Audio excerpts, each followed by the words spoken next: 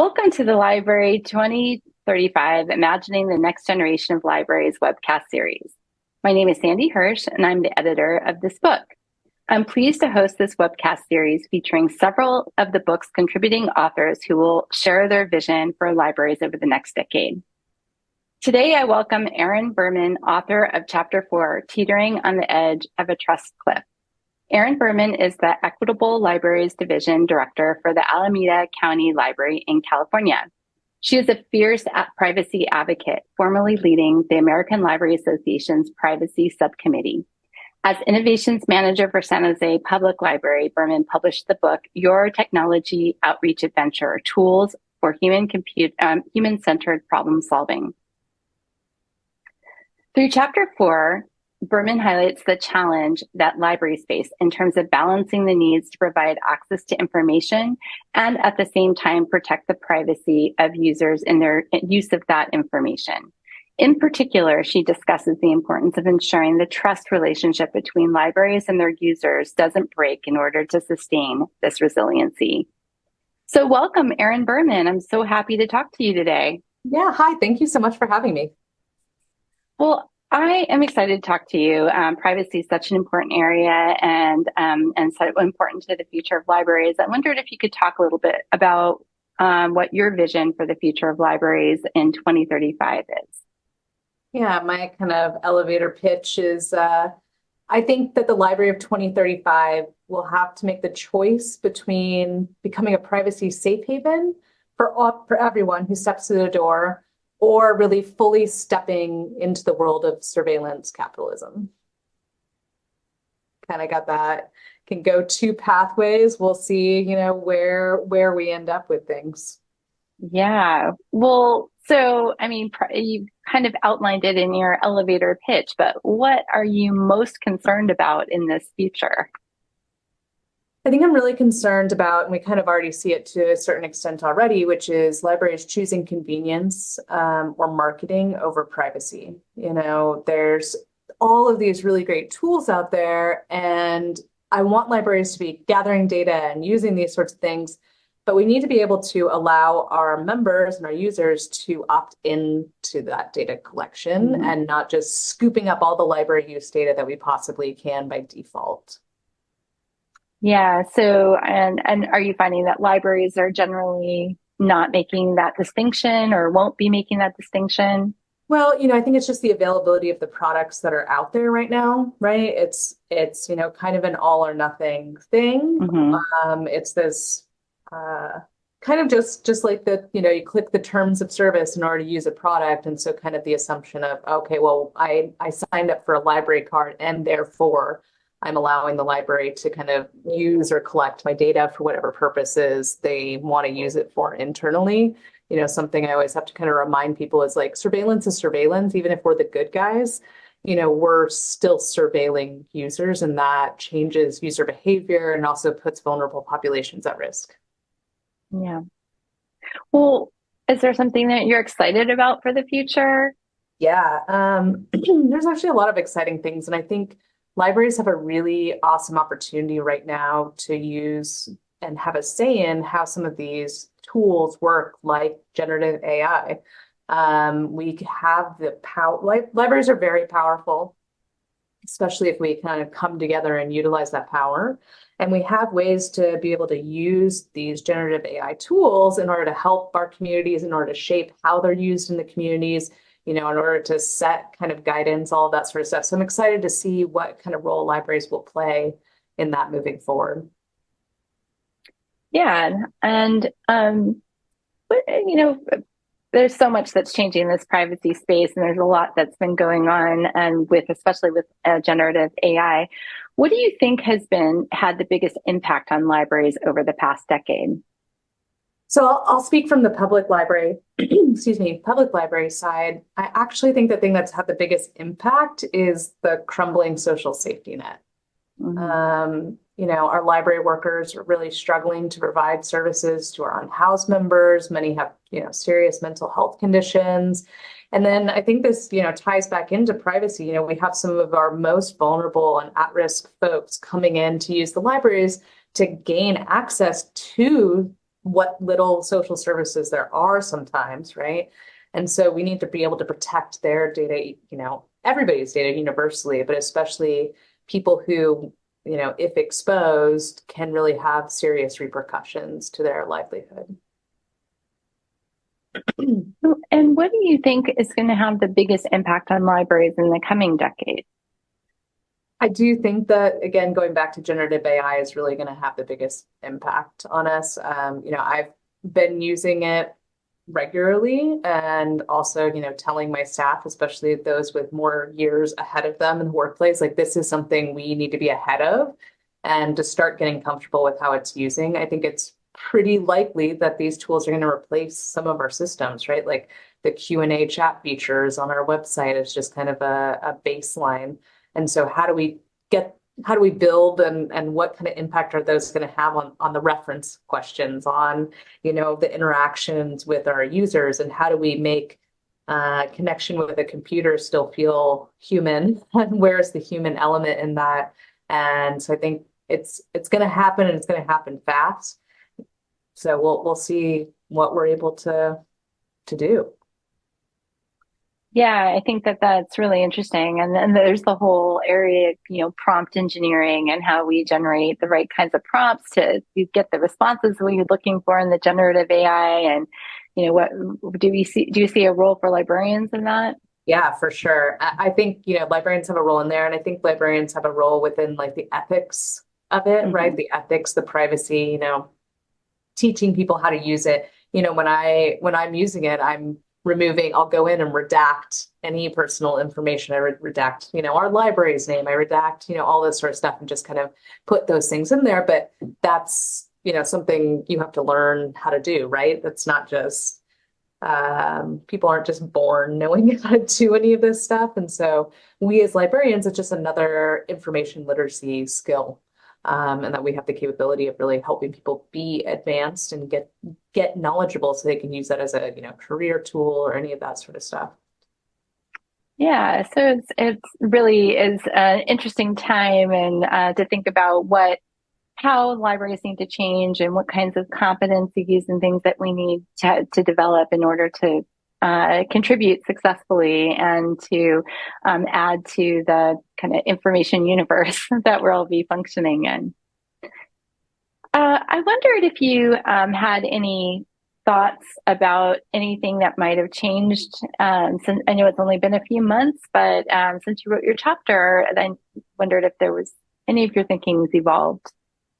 Not not a ton. I mean, I think we are still, there's still a lot of challenges ahead of us. I was just hearing today about some library vendors updating terms of service and their privacy policies around being able to use library data to do marketing and selling, selling use data. And these things just, if we're not paying close attention to it, if we're not fighting back against it, that they're just going to continue to grow and develop. Libraries are a huge marketplace.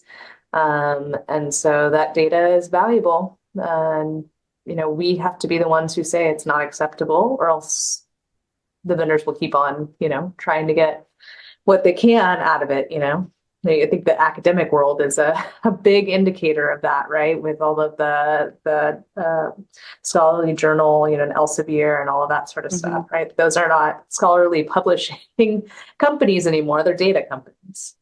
Right. Yeah, it's certainly a tension that that we're between what gets in those private, how those companies are using that data and what they feel that they need out of the experience, and what we need to do as the right thing to do for libraries and for our users. Yeah, for sure. Yeah. So you mentioned that you recommend to, especially some of your people in your staff that have some more years ahead of them, that you recommended that they really get a good handle on generative AI. I wondered if you have some additional advice for information professionals as they look, toward the future, the next 10 years. Yeah, I think, part of it is really we're at such a crux in libraries right now. And we talked about in my chapter, I talked primarily about privacy and standing on that trust cliff. But I mean, if you look especially at library and school libraries as a whole, in a lot of ways, we've already fallen off that trust cliff, not for our own doing, but from this coordinated attack against us. And it's going to be interesting and a struggle to see how you claw your way back up. And if we can, in some people's eyes, I don't know the answer to that. So I think we need people who are going to be intellectual freedom and privacy champions for our library users.